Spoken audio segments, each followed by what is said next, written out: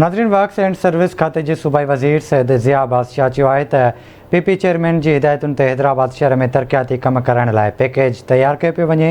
तफ़सील इरफान बुगियो जी रिपोर्ट में।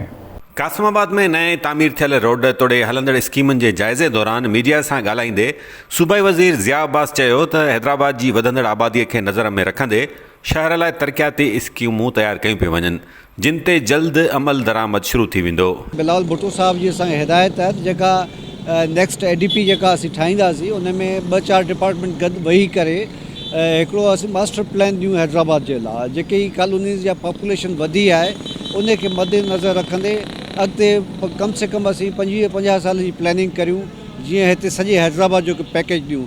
इंशाल्लाह उहो बि तव्हां नेक्स्ट एडीपी में ॾिसंदासीं हैदराबाद। वर्क्स एंड सर्विसिस खाते जे सूबाई वज़ीर पूनम पंप खां बाईपास ताईं नए तामीर थियल रोड जो तफ़सीली दौरो पिणु कयो, जंहिं बाद मीडिया सां ॻाल्हाईंदे हुन थियल कम खे साराहींदे चयो त इहो कमु तव्हां ॾिसो त क्वालिटी बहितर आहे ऐं सुठो कमु कयो अथनि।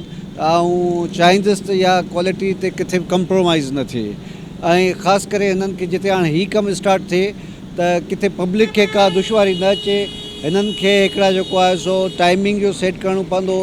मशीनरी खणी था अचनि त माण्हुनि खे ख़ासि करे हितां जीअं स्कूल आहिनि त जॾहिं ॿार वेंदा स्कूल त को बि उनखे दिक़त न थिए। त आउं चाहींदुसि उहो बि हीउ जेको मेक श्योर कनि त उहो पंहिंजो प्लान ॾींदा।